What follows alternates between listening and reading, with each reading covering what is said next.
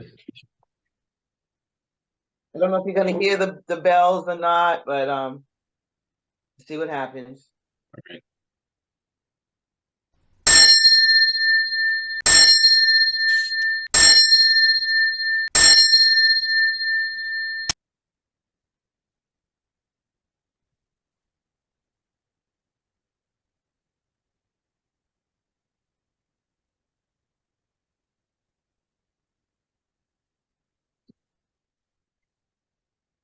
Sorry.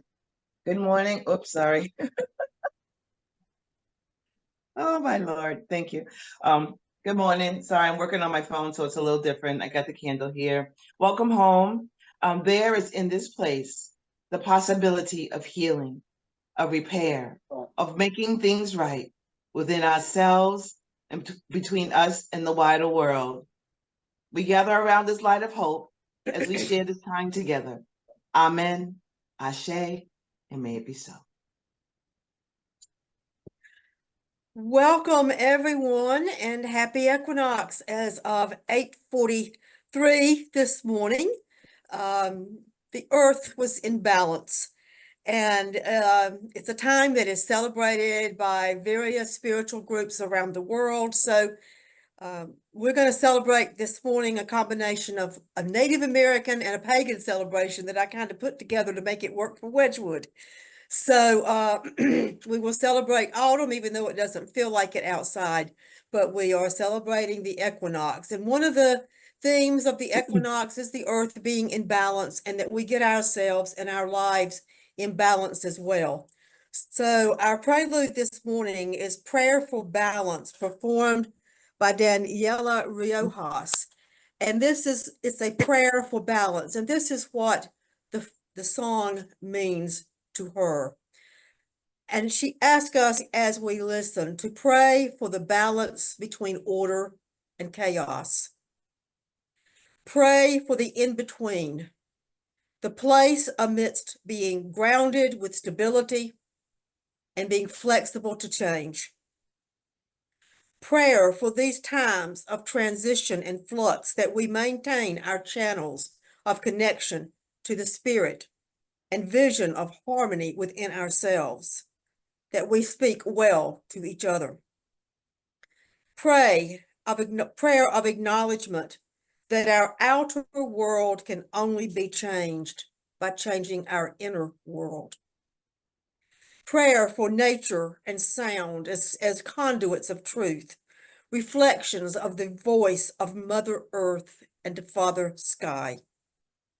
Reminders of our divine nature that can pierce through illusions of the matrix, that we remain gently placed at the crux of compassion and firm sovereignty, each in honor of each other's unique path, tolerance, respect, dignity. And so it is. Prayer for balance.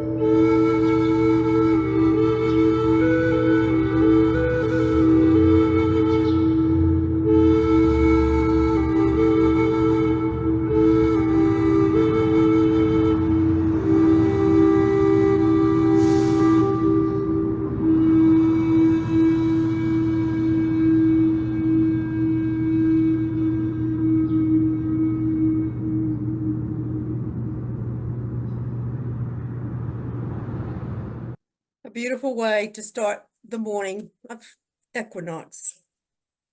And Liz now has some announcements for us. Thank you, Melba. That song was so beautiful and peaceful. Yes.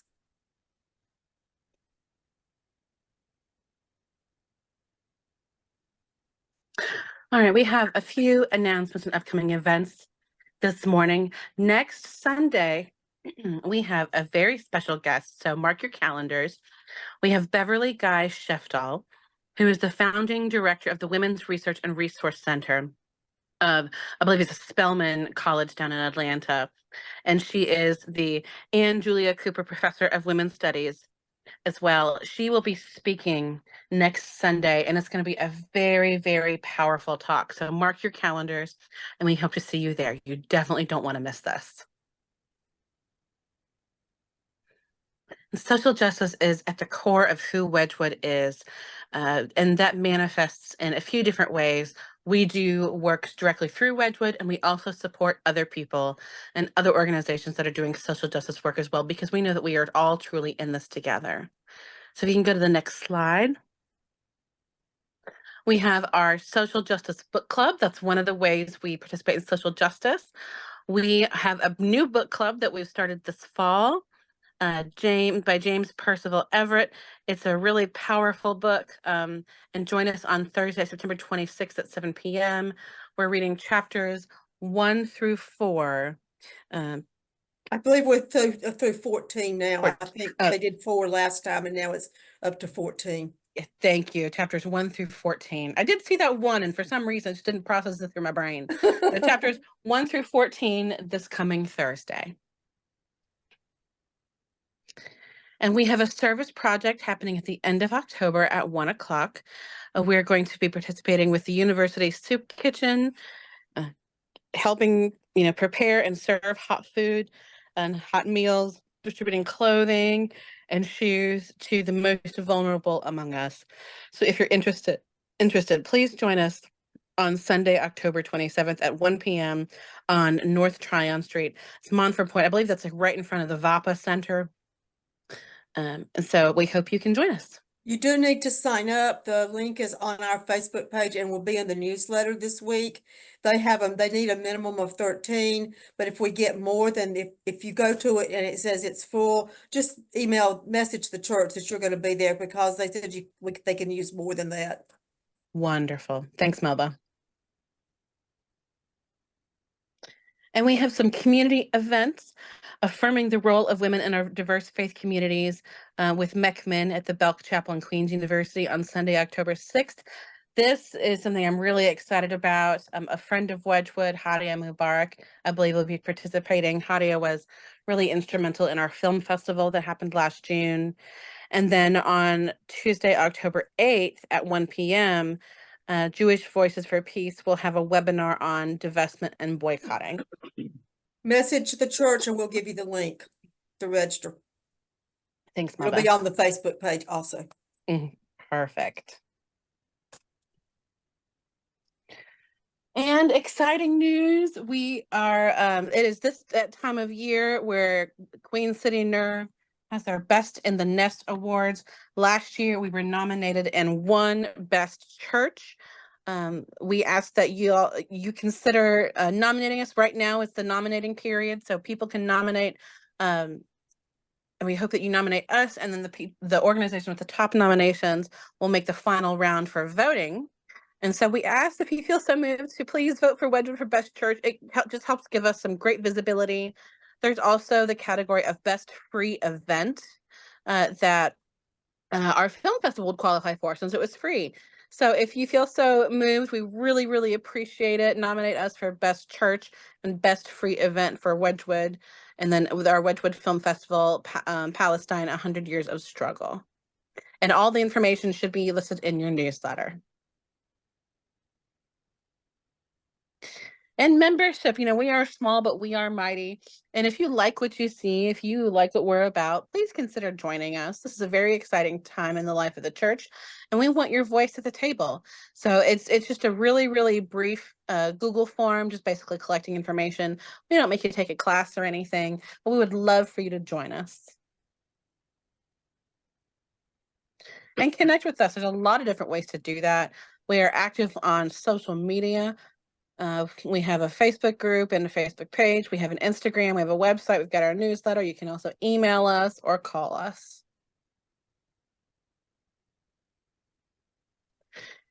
And if you want to connect with us any other way, you can reach out to the church staff.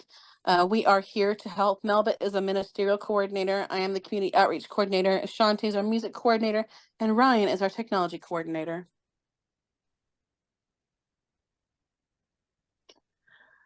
And like we said, we're small, but we are mighty. We do good works, but we really need your help. And one of the ways that you can help us is by supporting us financially. And there are a number of different ways to do so. You can mail your donations to the church. You can Venmo us. You can give via PayPal or Zelle. There's lots of different ways to give.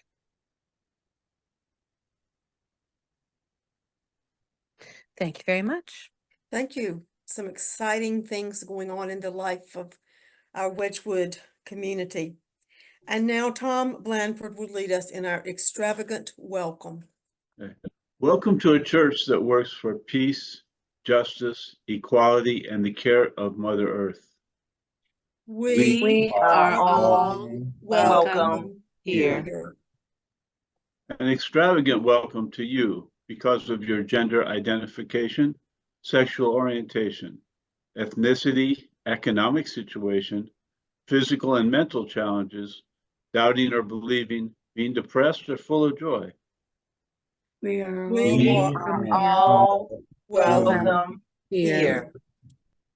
We are a community of curious and creative spiritual seekers, striving to learn from and embody the ways of servant leadership. We are all welcome here. We focus on the plundered and the marginalized as we try to address the major issues of our day. We are all welcome here. You are invited to share your passion, your inspiration, and your personal story as one of the ways to help heal the world. We are all welcome here. Indeed, everyone is welcome at Wedgewood. We come to a time of celebrations and concerns, and I have a little celebration this morning. I'm so happy that the Cherokee, the Eastern Band of the Cherokee Nation, was able to get Clingman's Dome returned to the original name that was a Cherokee name, Kuwahi. And I'm just thrilled because it's another instance where white folks came in and said we discovered something that we didn't discover. The Cherokee already knew that it was there. They had already named it Kuwahi, and Europeans came in and changed the name for somebody, the first guy who climbed to the top, when it had already been climbed to the top. So, you know, our indigenous people, our Native Americans, it's such a struggle for any amount of progress for them to be recognized and to be seen. And our Lumbee Nation here in North Carolina still isn't recognized by the U.S. government. So I was just thrilled when I saw that they were changing the name back to the Cherokee name of Kuwahi. So let's celebrate that this morning with them. Yeah. Other celebrations and concerns.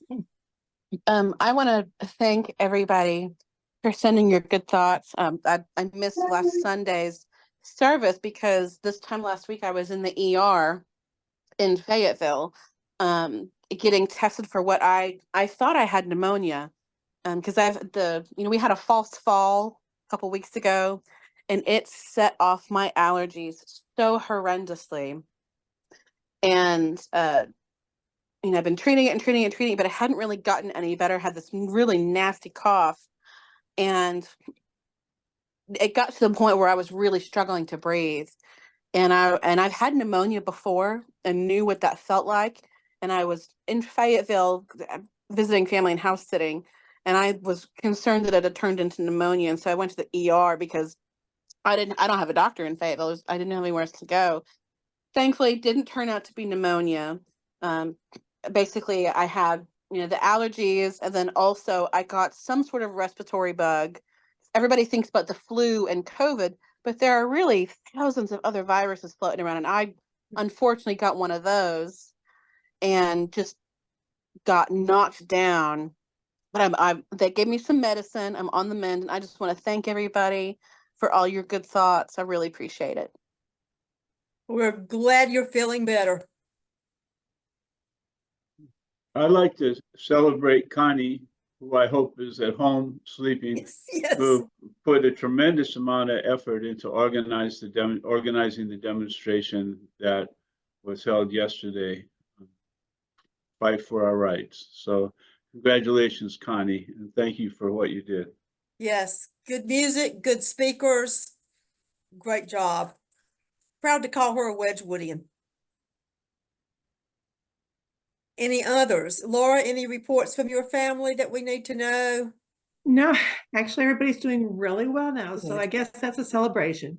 Yes, it is. And Thomas's daughter's recovering from COVID. Doing well. Anything else? All right, then in the spirit of Wedgewood, we'll have a few moments of silence for prayer, meditation, self-reflection, or just quiet to shake the world off our shoulders and get ready for a new week.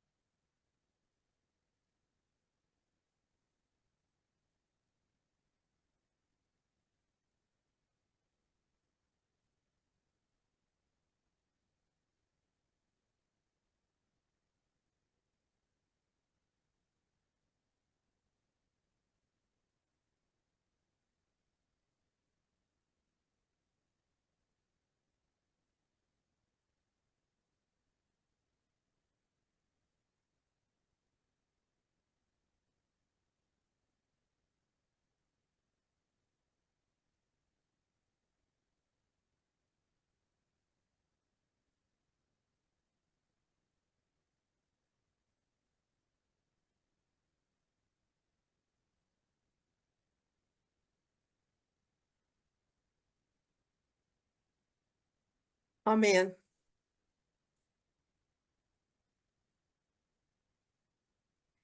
This is the morning of Equinox. Often it's not in the morning hours.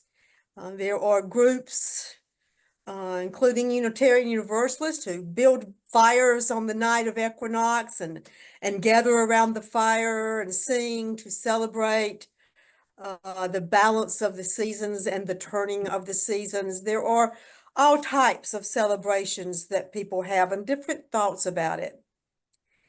Autumn equinox or fall equinox, whichever you want to call it, is a celestial event transitioning from summer to autumn in the northern hemisphere.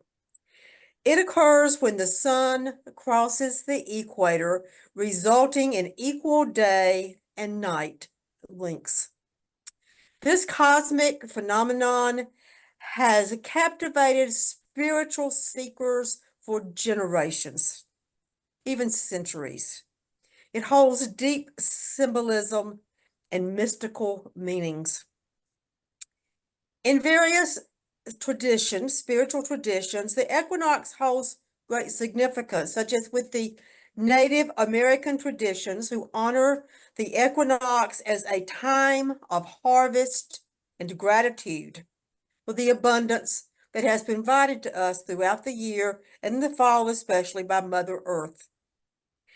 Eastern philosophies recognize the equinox as a time of balance and harmony of the earth, but also in our own lives, as well as the interconnectedness of all things. In more modern spiritual practices, the equinox is celebrated as a time of self-reflection, transformation, and letting go of things that no longer serve us and that we don't need in our lives. And people often symbolize this by cleaning out closets, getting rid of things, in symbolism of getting rid of the things in their life that they no longer need or want. It's rich in symbolism. It represents the harvest and nature's gifts, a time to celebrate the fruits of our labor. Harvest doesn't just appear. Think of all of the laborers who have gotten that food and that harvest to our plates, and we want to honor them literally and metaphorically, and express gratitude for all that we have received through other people's hard work. Balance, harmony. It reminds us to find balance in our own lives, and that is sometime in today's world a very, very difficult thing to do. But we have to nurture our inner world as well as our outer world, and take time to find balance in our inner world. Time of reflection and gratitude calling us to pause and just take a period of time to sit and look inward at ourselves and appreciate what we have in our lives. Just as the trees shed leaves, we are encouraged to release what no longer needs to be a part of our lives. And many who celebrate this time celebrate with the falling of the leaves as a symbolism of shedding things from our lives that we really don't want in order to gain personal growth. And as we know, the trees come back in the spring, personal growth. Connecting with nature during autumn equinox is a powerful way to deepen our spiritual experience. I always find so much power when I find time to connect with nature and just sit by a stream in a quiet nature spot and just listen and sit. And as we read in one of the Native American stories we read, let the trees just wrap their arms around us.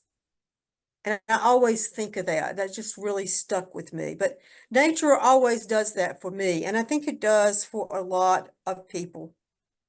Connecting with the beauty, listening to the sounds and the rhythms of the natural world, and observing the changes that happen in nature and the various seasons, the shifting of the colors of the leaves, the birds migrating overhead, all remind us of the cyclical nature of life and the importance of embracing change.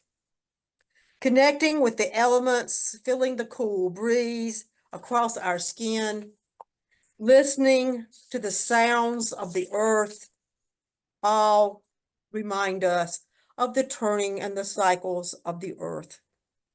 Sometimes it's hard, though, to incorporate that spiritual meaning in our daily lives. We may celebrate equinox and then just move on back to the same routines. And that's what we don't want to do. We want to continue to practice gratitude in our lives, thanksgiving for the things that we have, embracing change. The autumn equinox marks a powerful transition from the energy of growth and the expansion of energy to the release and transformation. As we delve into the symbolism and the meanings of the autumn equinox, it becomes very clear to us that this celestial event holds deep spiritual significance. It reminds us to appreciate the abundance around us, seek balance and harmony within ourselves, and reflect on our journey with gratitude. And now, we will celebrate with a ritual that is so used both in the pagan spirituality as well as Native American. The apple is a symbolism of the divine. The apple ritual will allow your time to show thankfulness for the bounty and blessings and enjoy the magic of the earth before the winter winds start to blow through. So hold your apple in both hands and raise it to the sky and quietly think about the rhythm and the wisdom and the energy of the universe that is all around you. The apple is sacred, a symbol of Mother Earth. It holds the knowledge of the ancients inside. And today we want to ask the universe to bless us with this wisdom. Now we want to slice the apple, and you're going to slice it this way. Instead of like this, you're going to slice it side to side. I was afraid when I said bring knives to the service today, people might get the wrong idea when I said we're having a ritual.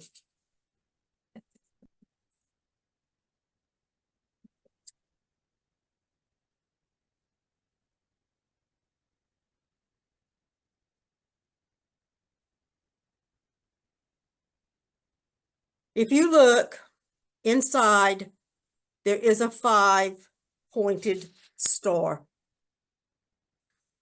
One for the earth, one for air, one for fire, one for water, and one for spirit.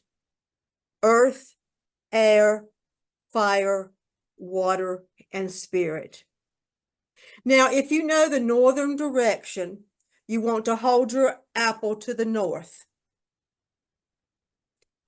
And say with me, to the earth. To the earth. The earth passes from light to darkness, and the golden fields bring the promise of food and nourishment through the winter. Repeat after me, we honor Mother Earth. Now turn to the direction that you think is the east and say, to the air that we breathe. I stand on the threshold of the darkness of seasons changing, and we know that the summer breezes will give way to the chill of the autumn air. It brings forth the blazes of color in the trees. Now turn to what you think is south and say, to the fire. To the fire. To the fire that warms us. To the fire that warms us. I call upon the wise ones, the ancients, the universe, as the sun moves away and the fire fades to be replaced with the chill of night. We will once again gather around the fire for warmth. Now point to your star to the west and say, to the water. To the water. To the water that sustains us. To the water that sustains us.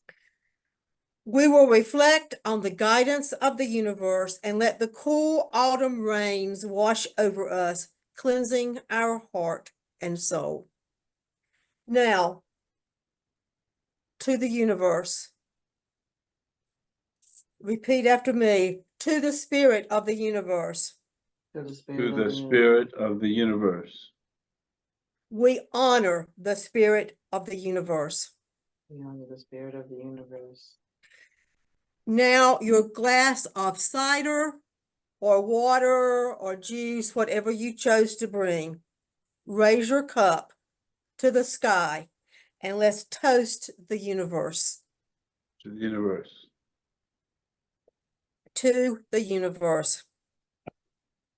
The wild universe this day returns to Mother Earth. Mother Earth becomes once again the old lady. As the wheel of the year turns, a bit of the earth begins to die, a little bit each day, and we willingly follow. Because we know the universe will watch over us, protect us, and keep us safe. Another sip from your cup, to toast the awe and the power of the divine universe and whatever aspects of the universe you personally cherish. Now, traditionally, you take your apple to your garden tomorrow or today and plant it and return it to Mother Earth. And now Laura has some words of wisdom for us. So We Go by Patrick DeSimio. Come as the summer turns toward autumn. Come as the long night stars climb higher. Come as time's unceasing turning wheels us round the harvest fire. Come as the sun turns bearded barley from soft green to brazen browns. Come as the sunflowers rest their heads in the peace of sleep while the sun spins on. Come as mistakes turn into wisdom. Come as the rash becomes the sage. Come as the blooms of youth grow into the feast and seed of our autumn days. So we go, from daylight toward the night. So we go, turning on through life. Amen. And now we have a time to just reflect on autumn with a musical message. Ryan.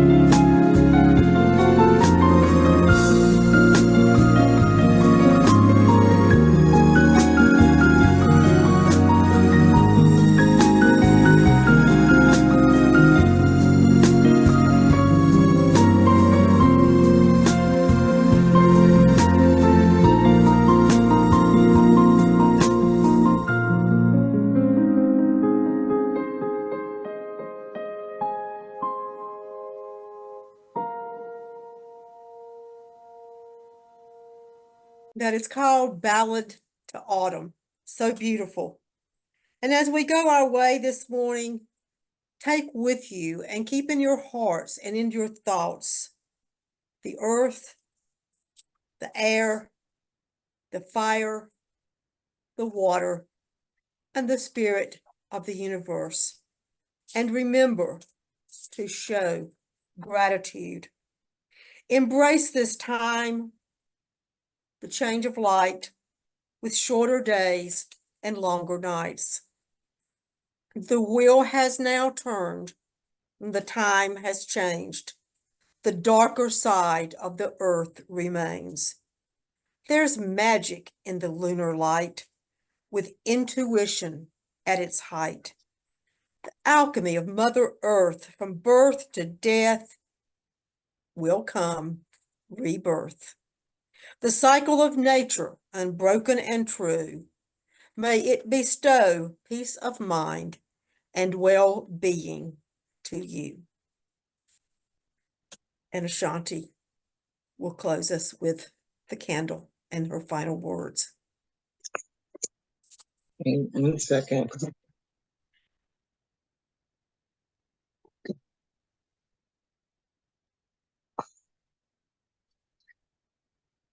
We extinguish this flame, but we keep the light in our hearts.